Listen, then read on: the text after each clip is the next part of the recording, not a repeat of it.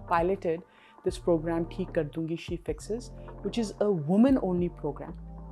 And the idea is that we encourage women to apply for the so-called male-dominated trades. We have the responsibility to ensure quality training for gainful employment. If education is the key, vocational training is the master key.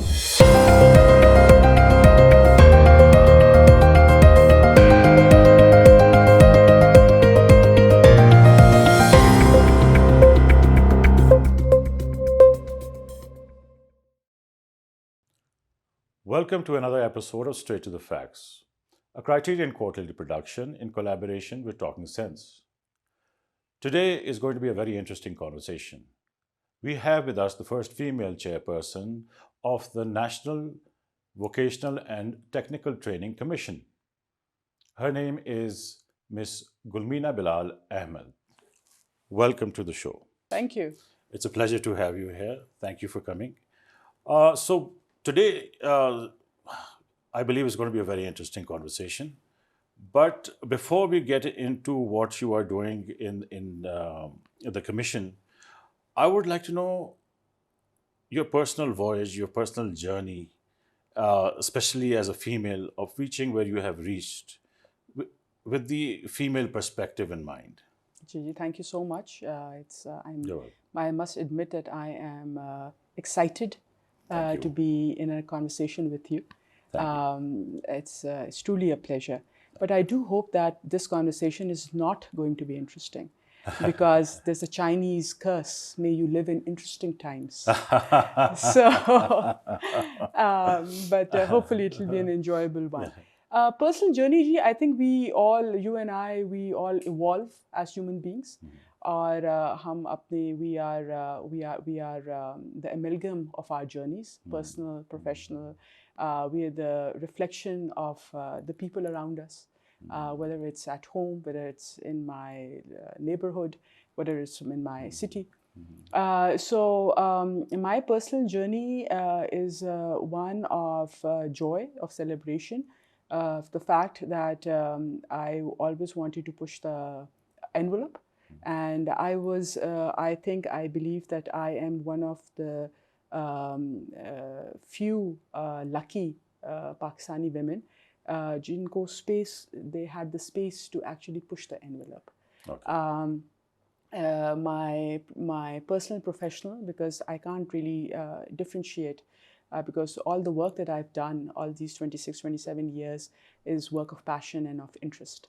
My background is that I'm from the development sector.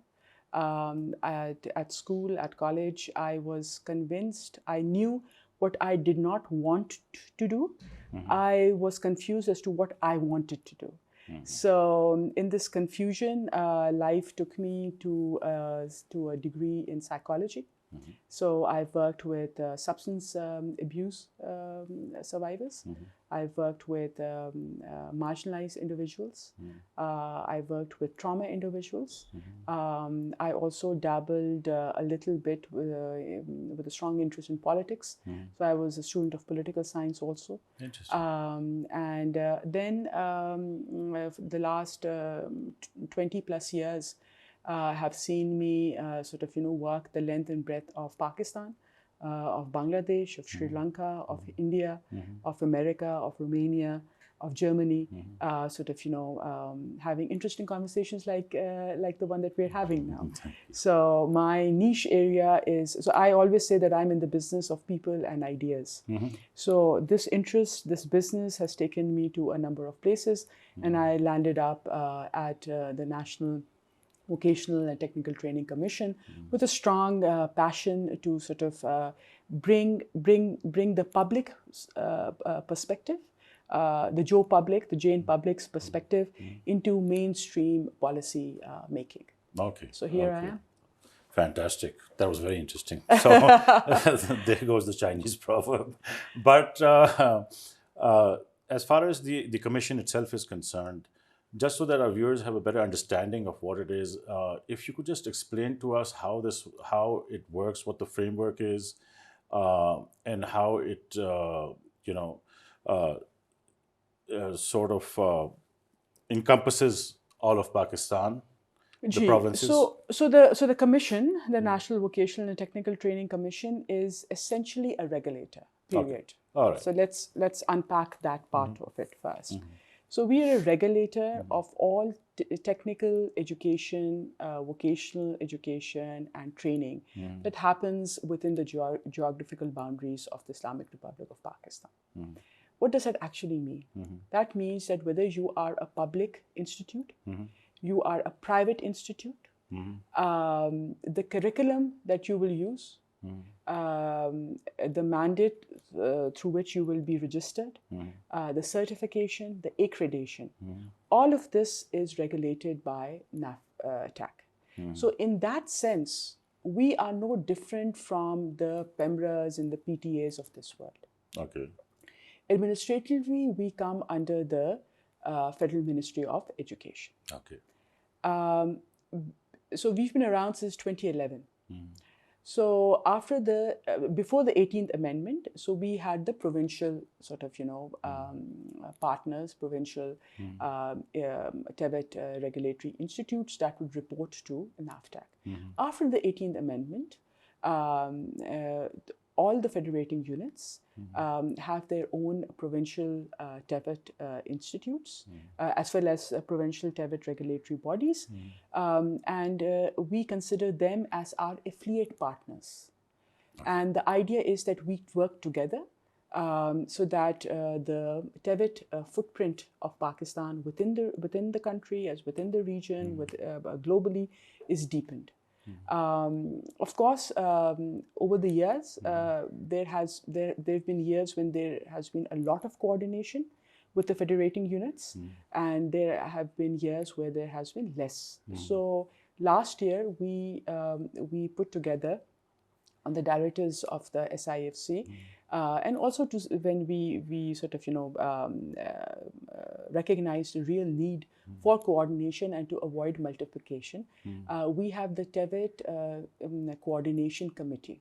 Okay. Which basically means, from which I'm coming now to sit down with you, which basically means that all the Punjab TEFTAs, the Sindh TEFTA, KP TEFTA, Balochistan TEFTA, NAVTTC, the public and private partners, we all sit together and actually sort of identify what the needs are, ensure that there is no duplication, multiplication. So all of this is the regulatory and the coordination part of it. And I've just examined the relationship between the federal government as well as the provincial governments in terms of regulation.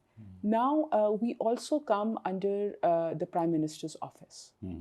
And we are, as per our charter, we are required to implement, supervise, fund, and oversee the Prime Minister's skill development program. Whether that is once a year, twice a year, every month, but I mean, this is what NAVTTC's task is. So we are essentially funding and overseeing and supervising, advertising the Prime Minister's Youth Skill Development program. Which basically entails us working throughout the country, hopefully in coordination with the affiliate partners. So there's a regulatory role, and then there's the funding role that we're doing. There's a small little initially before I came on board. There was this this sense that we are responsible only for training. Period. As I sort of always say, that there was this understanding that NAVTTC is the HR wing, so to speak. But there's a small little word in our charter which the current PM is really passionate about, and that is we have the responsibility to ensure quality training for gainful employment. Okay. Or in other words, work readiness. Yeah. Now, this is now translated, this is now sort of understood as also that NAVTTC will also do the full circle from conceiving the program. NAVTTC's curriculum will be followed. We will identify the training service providers who can be public or private all over the country. And we will also ensure that the training service provider gives quality training, which would lead to employment. So for the first time, I'm very pleased to share with you, for the first time, NAVTTC has conducted the first ever tracer study. So basically, we cold called each and every individual of last year's Prime Minister Youth Skill Development Program, picked up the phone and asked him or her, where are you now? What are you doing now after the training? And that has never been done. Fantastic. So in the tracer study, we have around 63% are employed. I'm not saying they're making millions. And of course, with a minimum wage, what it is, but in the ballpark of around 50,000, 48,000 PKR, more needs to be done. But this is where we are at. Okay, fantastic. That's so great. a slightly longish answer. No, it's fantastic. But I wanted to sort of cover the whole ambit. Very interesting and very positive developments. Just for our younger viewers who are interested in following some field or vocational training, etc., is there any way that they can sort of find what is in demand? So before they decide to which skill to follow or which skill to be trained in. So is there anything that the Commission is doing or other institutions that would sort of advise the youth to follow this training or this technical? So it's not just the youth. I would want that you and I also sit down and also we have some kind of projection, right? Okay, yeah. Some kind of numbers that we can chew on and say, okay, which trade, I mean, we've got over 193 trades, right? So what we do is we categorize them as conventional trades. So we have the plumbers, the hairdressers, no pun intended, of course, but so for viewers, she's commenting about my hair. In case you didn't get that. But and then we have the industrial trade. So you have the training for the domestic tailor, but then you also have the industrial tailor, and then you have the IT trades, right? Okay. So all of these trades we categorize as these three, right? So you and I can sit down and we say, okay, I want to send my child to Bahrain, for instance. Okay. Now, which trade is most in demand in Bahrain in 2025? And of course, the child will not be going today. He or she will be trained. So we have to look at 26, 27, right? So there's a projection. Okay. That was not there previously. So we would say, okay, you've been to Bahrain, tell me, so it was all hearsay. So we have, in December 2024, we developed this website. We revitalized the website. It's called Skilling Pakistan. Okay. It's open source. I invite everyone to sort of take a look at it. It's run by us. Okay. So it's not some obscure agency behind it. And Skilling Pakistan is designed to be a one window that you peek in to find out anything and everything about the TVET sector in Pakistan. So you are sitting in Mandi Bhaudin. You want to know, okay, how many TVET institutes are there how many public institutes, how many private institutes, how many only for girls, how many only for boys, how many polytechnic institutes, right? What is the cottage industry like in Mandi Bhaudin, right? So it gives you the domestic institutes, and as well as you can also, it gives you an institutes list. So you can click on Institute ABC and find out if they have a walled compound or not, if they have a fire extinguisher or not, right? So that's the health. Then the website also tells you as to which industry is there, domestic industry, right? Okay. Then it also tells you in the employment abroad sort of tab, it also tells you, okay, for the welding trade, how many jobs are available today in 2025, and then we have a projection for 26, 27. So all that we have developed as part of an open sourced website called Skilling Pakistan. Okay. And on the basis of that, NAVTTC every month since January 2025, since I want to say January, no, I think it's February. So February 2025, we have launched the Teftometer, right? So it's a one-pager, infographic based, which will identify, let's say, the educational competencies of the TEVIT teacher. Okay. The capacity and the competencies and the certification of the assessors of the institutes. We are sitting in April 2025. This month's Teftometer, I've started with Punjab and say, okay, now tell me everything. That infographic, that Teftometer will tell me anything and everything about Punjab's TEVIT sector. Next month would be another province. Okay. So in that way, coming back to your sort of initial articulation, so the young person, the policy maker, the donor, the media, a person from the academia, anyone and everyone can actually sort of, deep dive in what the health of the TEVIT sector is now, and also what it's going to be sort of in about two or 3 years. So if you're a young person and you've heard that, it's AI, let's say, right? So we will give you a whole list of courses which are focused on AI, from sort of, prompt content developers or whatever. And then at the same time, we are also, right now that is in the planning stage, we are also thinking of using AI as a facilitative tool to also work with the conventional as well as the industrial trades. Because what is the main issue?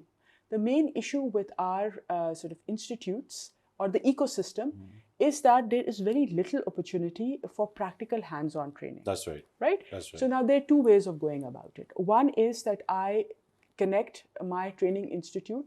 By the way, NAVTTC has no training institutes of its own.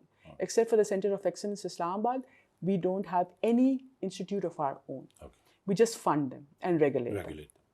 So let's say that I've lost the train of thought. What was I saying? You were saying that before the institutes. So let's say that there's a training institute that is doing an excellent sort of theoretical training in, let's say, hospitality or construction or whatever, right? But they don't have the necessary social capital to reach out to the local industry, right? So one is that we are now facilitating, right? Because we want better quality. We are facilitating industry and training service providers relationships. So we have cooperative agreements with the chambers, with the industrial associations. We organize joint job fairs with the industrial associations. And for the first time also, as I sit before you, we are organizing and funding industry-rooted trainings. Fantastic. So that is there. The other is that we try to sort of facilitate students to focus more on competency-based trainings. Okay. So in that way also you get that practical. The more practical hands-on training our student gets, the more employable they will be. The third is that we're bringing in international certifications. So if you're a young person who wants to do something in AI, who wants to do something in any of the trades, right? Our focus is that we should have enough training service providers, enough institutes for you who can provide international certification. So as far as there's some countries are concerned, what they do is that the private organizations, they hire individuals, and through the on-job training, they certify them. Yeah. Give them certificates for that. Is that what you mean by industry rooting? I wish. Achha. I wish. Achha. That would be the goal that you and I would want to go there, right? Okay. That there is a thriving sort of domestic industrial market, and you sort of people are very invested in sort of paying back, and you've got CSR, you've got tax breaks. All of that is a separate conversation. Okay. Right now, as of April 2025, when I talk about the 3 industry-rooted trainings that are happening is that instead of NAVTTC funding a training service provider for 20 students, for instance, and they sort of sitting in a classroom and getting trained, right? Mostly theoretical knowledge and then they are sort of linked up with an industry partner. That's the longer route, and that is what was happening. And there were a number of broken chains in that. Right now, what is happening is that NAVTTC is directly partnering with an industry association. So we are partnering with GEMS and Gemology, the industrial association. So the GEMS and Gemology training of NAVTTC selected students is happening on the floor by the prospective employer himself or herself. Okay. So it's in or on the industrial floor that the training is happening. Okay. That is why I'm saying that this is one sort of reflection of the training and the industry linkage, which was not there previously. Not strictly industry rooted, but while we're on the subject of industry, let me also sort of share that for the first time that we have developed and advertised sector specific programming, from mining to aesthetics to sort of plumbing to electrician, so all of that is under construction. And as well as we've also gone to the industrial association of that specific trade, and we said, okay, please take a look at our curriculum. Please take a look at the consumables that we are using. Please take a look at, please meet our faculty. Please meet our assessors and sort of, give us feedback as to what we are teaching in terms of the curriculum and the exposure that we're giving to the student. Is that relevant to today's market, and will it be relevant to tomorrow's market or not? So this is how we are sort of the industry rooted training, and this is the industrial linkage. Now, if you've noticed that twice or thrice I've used the word assessor. Now let me sort of take the liberty of sharing that who is the assessor. One is the teacher, the faculty, right? Okay. So we have a program, and wherever I go, I always mention it, because when I became aware of this program, I said, this is the program that everyone should be talking about. And that program is called the Recognition of Prior Learning, the RPL. RPL. So the RPL program is sort of, it's not just in Pakistan. Almost every country is TVET sector has an RPL program. Right? So it's basically a skill validation program. So if you've noticed in the bazaars of Pakistan, in almost every city, the training is imparted informally. So the Ustad Shagird model, right? The mechanic, the plumber, the puncture walas of this world, the masons of this. I mean, any trade, but you have these individuals who are extremely skilled, but they have absolutely no certification. Okay. And given the fact that you and I are sort of engaged in this conversation when there's a national education emergency, so we have this huge challenge of out of school children. That's also, right. right? That's right. So the RPL program, what we are doing is that you have a skill, you are a good chef, for instance, and you have X number of years experience, but you've never been to any school, any institute, any vocational sort of training center for 1 millisecond of your life, right? But you make excellent pasta, right? So we come to you, or you come to us, right? And you say, okay, let's take a test. So we will take a test, a practical test, so no theory. Okay. Practical test. The consumables that you will be using will be paid for by the federal government. The person who will be assessing you, your expertise, will be paid for by the federal government. And at the end of the 2.5 or 2 hours test, you will be given, if you pass, you will be given a certificate. So in my previous life, I used to be a student of psychology. Now, just imagine the psychological boost, the confidence boost for a person who has never been to school. Remark. Right? And like, you go and visit these executives in their offices, and they have this wall where a bank of certificates That's right. and university degrees and whatnots are there. Now imagine having a certificate in the hands of a person who absolutely has never been to school. So the confidence boost also. Yeah. Now, you may ask that if I'm the employer and my mechanic comes back with a certificate and says, now I am skilled. I said, to hell with you, you continue the work, right? So what is that practical, that in terms of financial remuneration, will there be an increase or not? I'm not saying that in all of the cases, the employer has said, shabash, shabash, here, you get a salary increase. That has not happened. But we've documented around 1,500 to 2,800 PKR increase in the RPL wages. Okay. Sort of post the RPL test. So that is something. And what we are also trying to do is that when we do matching in terms of jobs, overseas jobs, we are also including the RPL category in it. Okay. So in that way, so you had students who the main sort of challenge was that they only have theoretical knowledge and they don't have practical knowledge. And then you have the whole sea of people who don't have theoretical knowledge, but they have The practical knowledge. So Pakistan, when we talk about 4.1 billion remittances and sort of sending people, so I think both are Pakistan's asset. And we can't sort of say, okay, I'm going to do this and I'm going to. So the idea is that we sort of engage and facilitate both categories. Fantastic.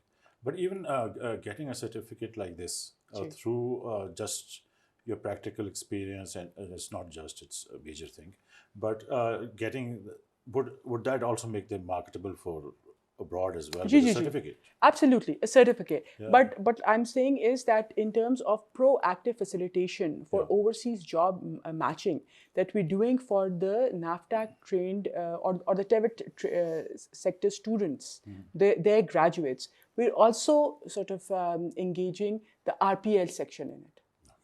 Okay. Just now you mentioned the out of school children. I would just like to concentrate a little bit on the orthodox education system that we have in Pakistan. The orthodox education system. Now, that, to my mind, would mean so many things. No, not what you think. Okay. Not just the madrasas, but the. By the way, we work with the madrasas also. So that's good. Yes. That's good. Very much needed, because the skill development. Again, they're also our children. Exactly. Because that's what I'm trying to say, that within all these systems of education, the main issue is that what they are able to achieve, let's say, once they've done metric. What skill development has. I'm talking about the private schools, public schools, madrasas. The skill development requirement is there. So, is there any way that the skill development that you offer, the facilities that you offer, can be connected to these schools? Absolutely, Ji. They're already connected. Before they're already connected. So graduate. So we've done a couple of things. First is, I mean, whether you and I would admit it or not, but let us also sort of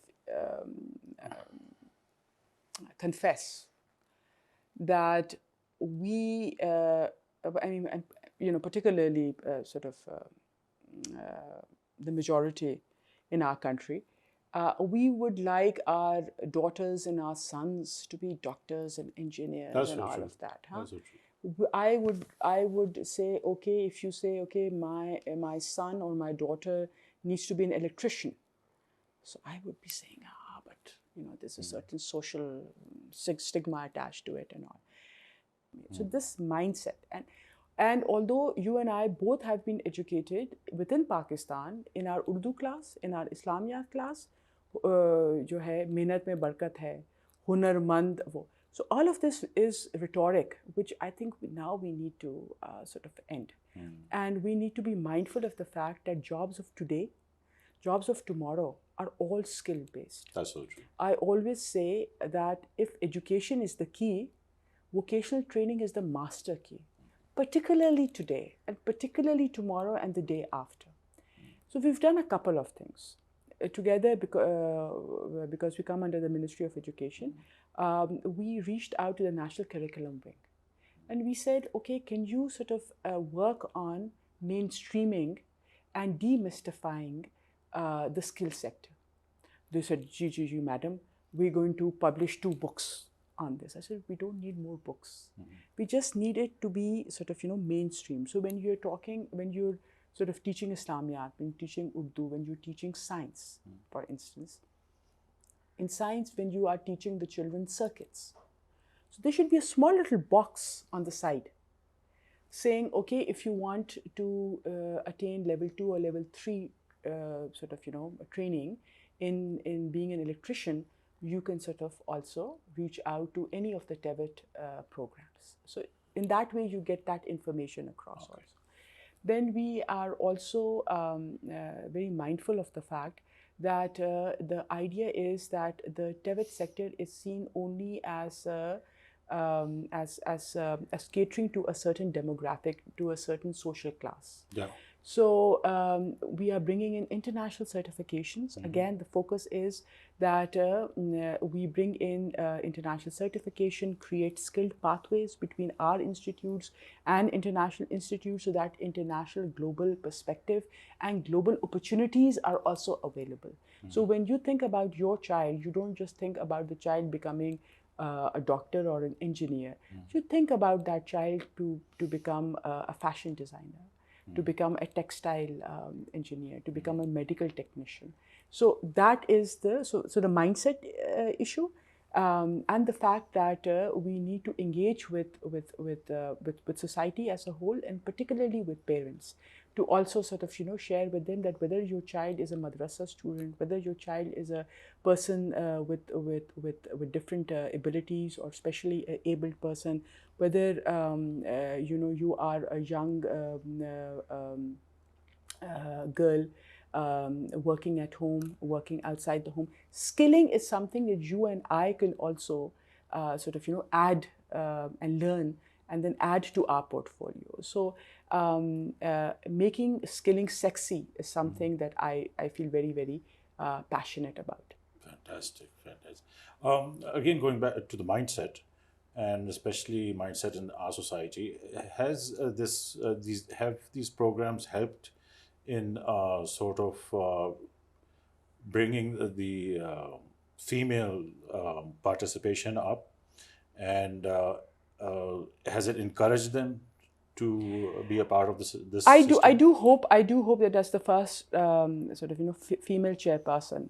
I mean, being a child of the 80s, I still remember a commercial, and it was 80s and 90s. It was that a child was asked, what would you want to be when you grow up, right? So the general answer is a doctor and engineer. So this young girl who said, I want to grow up and become the prime minister. So, I mean, that's the part of commercials and advertising for you, right? So I do feel that, I do hope that, I don't want to use the word role model, because that I'm certainly not, but I do hope that we can sort of encourage more men, more women, more transgenders, more PWDs to sort of join the sector and come in various sort of leadership roles. I mean, just a slight anecdote on the side. I remember that when I came on board as the first female chairperson, so you know how in these government offices, you have this board where you have the names of all your predecessors. Would you believe it that when they wanted to write my name on it, we had to change the board 4 times, because each time the staff would say, so you had, so since 2011 you had all these male chairpersons, and then voila, you had this woman there.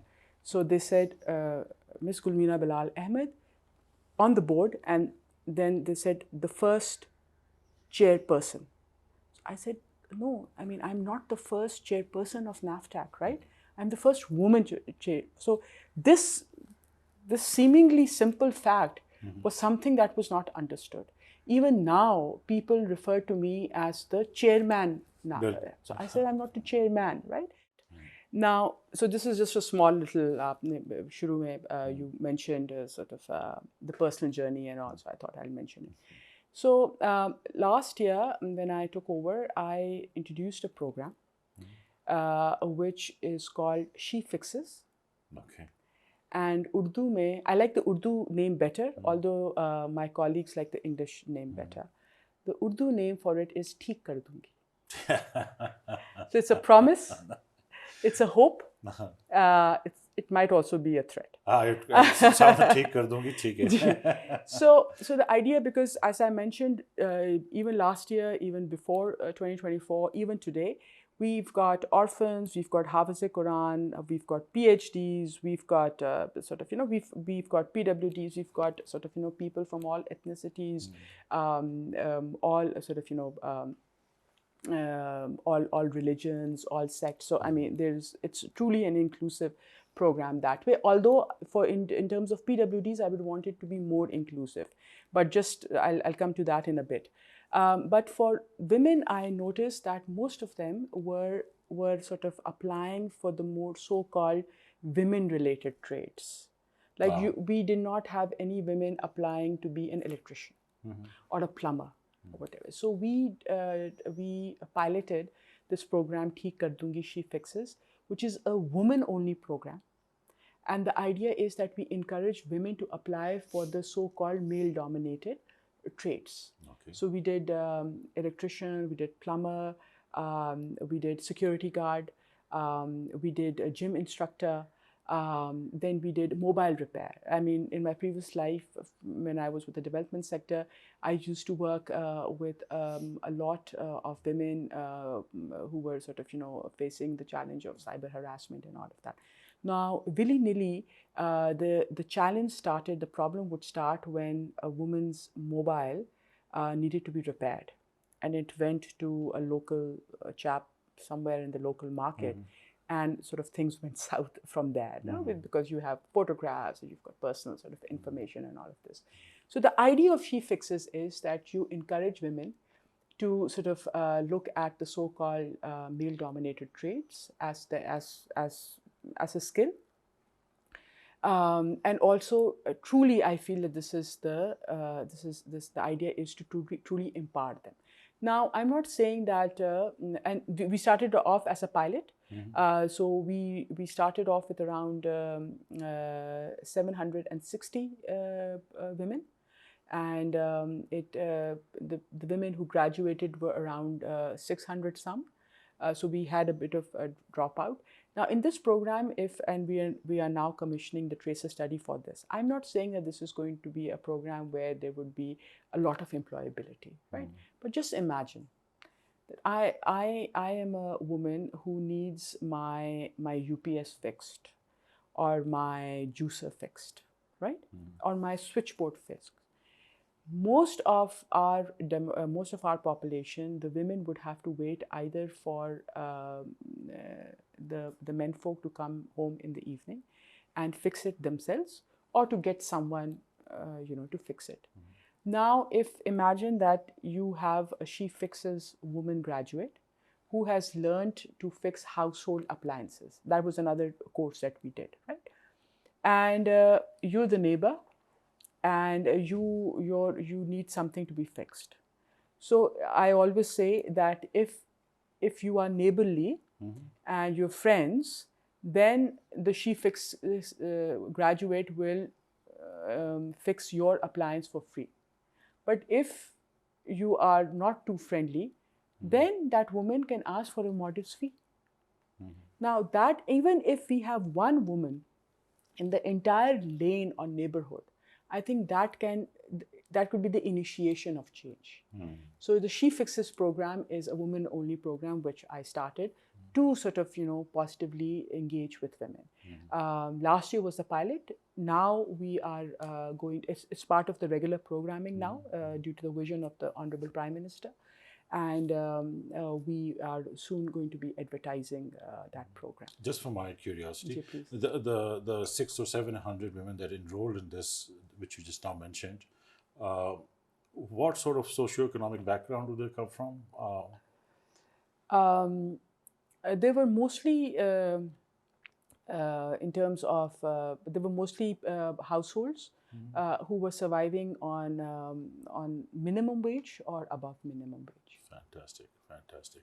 And you said you were going to further elaborate on the PWD. So the PWDs. So that is something that I mean, my very first day when I joined NAVTTC, and I saw there were stairs everywhere, right? So I said, I mean, we're not physically, our infrastructure is not physically accessible, right? So together with our executive director, we said, okay, let's have a ramp. Now that ramp was constructed in a way which, I mean, we would add to the population of PWDs, right? So what we're doing is we, with the support of some of the PWD capacity building organizations, we are in the midst of also conducting a PWD accessibility audit of ourselves. We've offered ourselves first to have that audit. And our training programs, we have PWDs there. But then I've learned over the course of time that PWDs are not a homogeneous group.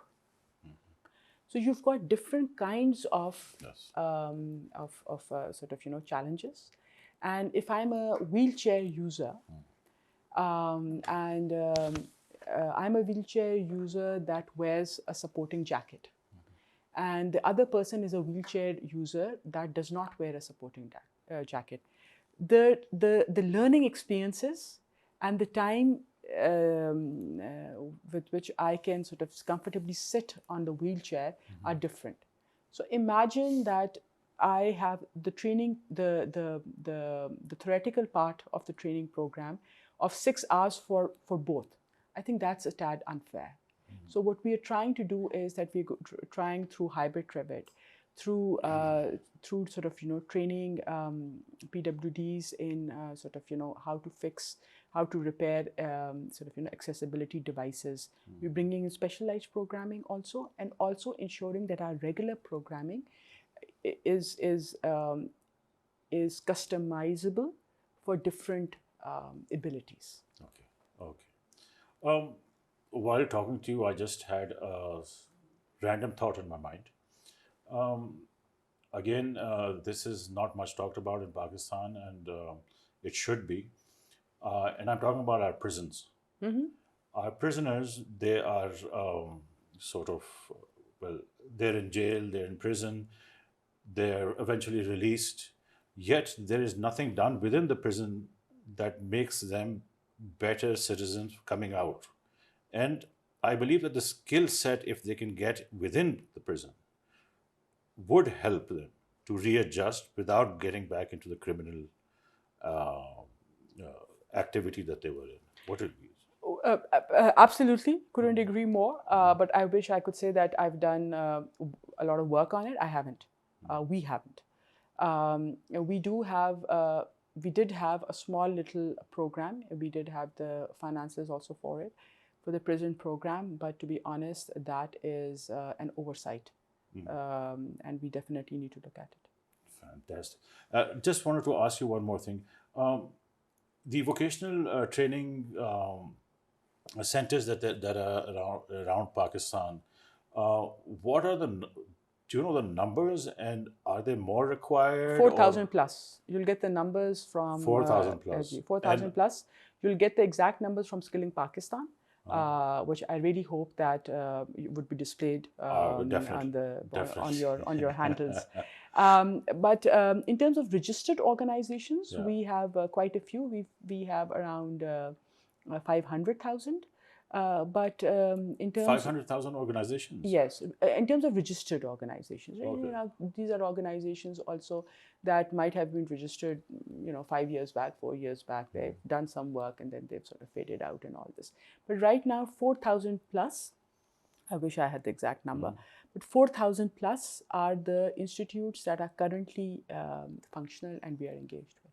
So there is a way of finding out that wherever somebody goes to obtain a skill, that whether the certificate is legitimate or not. Absolutely, Ji, absolutely. Skilling Pakistan would do that for you. Skilling Pakistan. Skilling Pakistan would do that for you now, and this is the open source. Previously, we had within NAVTTC, we have the national skilling portal, of which we would access sort of data, we would access institutes, we would access the faculty sort of qualifications and all of that. But we wanted it to be in the public realm. So Skilling Pakistan is where you would find, like I mentioned, if you're sitting in Dalbandi, you're sitting in Chaghi, you're sitting in Karachi, and you will find sort of the institutes, the industries, the teachers, their qualifications, the assessors, all of that is there. Fantastic. Okay, I have one last question, and that has to do with a personal question for myself. In the age bracket that I am, Which we will not venture a guess, but okay. Take your wild guess. In the age bracket that I am, now I am moving away from old school publication to social media, and for other people who are in my age group and who have to move towards the digital transformation, towards digital, adjustments in their businesses, etc., social media. Is there space for us in this skill? Absolutely, Ji. Team? So you have, as a Pakistani citizen, you have a contract with your state, and your government has an obligation to A, skill you, and B, to upskill you. So you can, all our courses, you can be 18 and above, and it could be 18 to 118. It could be 80, it could be 90, whatever, your age group. It's definitely above 18. So the idea, in fact, on a more serious note, thank you for this question, because so the Skilling Up program is for individuals who would, like, let's say you are an engineer, and you want to sort of acquire an international certification, for instance, or even sort of a diploma or whatever, you can add to it. So that is definitely there. The RPL program that I mentioned, it was actually started for returnee Pakistanis. So Pakistanis who had been abroad, and they, for whatever reason, were coming back to the country. So the government had a responsibility to facilitate them and to handhold them. So that program actually was started reflecting that thinking, which we've then expanded to. Okay, good to know, because ये हमारी सोच है, not necessarily everyone, but after a certain age, one presumes and assumes that there's nothing else one can do to elevate your skills, etc. But there are always options. I am pretty old school myself. So in this digital world, I have a diary and a pen that I sort of very religiously write things on. And when you open my diary, it would say recreate and reinvent. And I think that is the mantra that is really a requirement of today's age. True. But a true test of whether you're old school or not is how do you read your books and your newspapers? I like my books old, faded, worn out. There you go. Paperback. Of course. So that I can sort of fold and lying in bed. There you go. So it's not the online Kindle thing and all that. I like to think that I'm not old school in my book preference. I'm just I just have excellent taste. On that note, what a pleasure. What an Pleasure's all mine, amazing, Ji. amazing conversation we have had. Thank you. Thank you so much for coming to Straight to the Talks. Pleasure. Take care. What a fantastic conversation. We hope that you enjoyed this episode of Straight to the Facts as much as we enjoyed talking to and learning from Ms. Gulmina Bilal Ahmad. We have shared links in the description of this podcast for those of you interested in pursuing the various facilities discussed today. To sum it up, we have on multiple occasions discussed inclusion and economic empowerment of the masses. The discussion today has essentially given us an insight to the positive initiatives being taken for the same. This podcast is our humble contribution to break through the negative noise that permeates, primarily online through fake news and misinformation, and provide a more realistic understanding of what is transpiring in our country. There is a long way to go in our journey towards economic prosperity and inclusion. Nonetheless, the future is not as bleak as some wish to believe. A lot is being done. We are simply not aware of it because sensational negativity seems to dominate the airwaves and gets the necessary clicks. It is time that we reclaim a bit of that space. Till we meet again, wishing you and your dear ones peace. Salam.